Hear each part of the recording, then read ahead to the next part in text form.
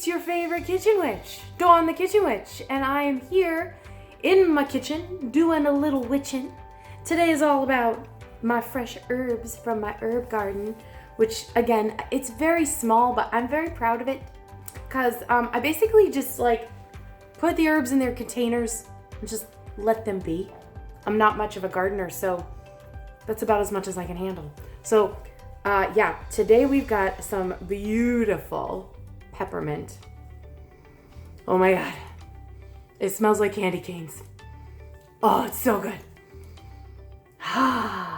Okay, so peppermint is really one of my all-time favorite herbs to grow. You've got to be careful when growing peppermint.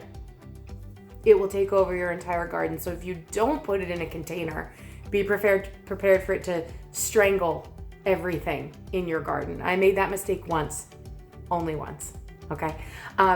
So peppermint is great for tea. I like to make lemonade with it. I have to be honest, the thing that I do the most with peppermint is make a tea out of it. I almost always have peppermint tea in my house. It's very special for me to be able to grow enough peppermint to dry my own leaves and make my own peppermint tea throughout the year. I usually don't yield enough to make big batches of peppermint tea, but this guy this should be enough for at least a little bit, and then I can mix it into some other herbs that, maybe I'll make what I like to call Be Well tea, which is peppermint, echinacea, elderberries. Sometimes I put nettles in it. So that one's one of my favorite, and I prefer using my own fresh peppermint than something I bought. So what I'm gonna do with this is I am gonna do like I did if you watch the sage video. Really simple. I'm just gonna tie these off and hang them until they dry, and then I'll just take them off, crush them up a little bit, and put them in a jar, and they'll keep for over a year. Some other fun things you can do with peppermint.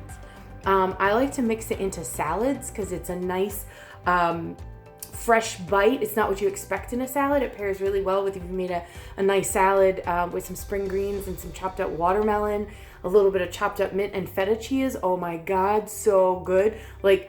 Bring that somewhere and people will go crazy about how, oh, you're so genius, you're so brilliant because you use peppermint instead of parsley. It's just delicious.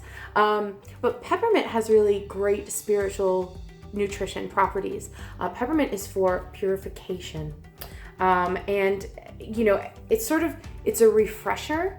So for me, in working with it energetically, I like to think about it as something that's sort of kind of cleansing, sort of purifying, and then refreshing. So whether it's mental space or physical space, or even within my body, I tend to gravitate towards peppermint of all the mints, besides things like spearmint or mint basil or anything like that. I really gravitate towards peppermint over those things. That's just my taste, and that's what works for me. So if you got some peppermint growing in your garden, cut it up or cut it from the plant, tie it off, hang it upside down, and just wait for the leaves to dry before you can make a beautiful tea. Or chop up some fresh and just throw it in your water, or throw it in your lemonade, or throw it in your iced tea. I promise you won't be sorry. Thanks for watching, you guys. Make sure that you go and hit the bell so you get more videos like this.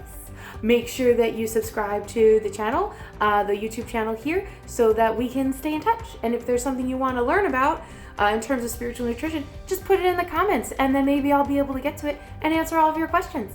Thank you guys so much for watching.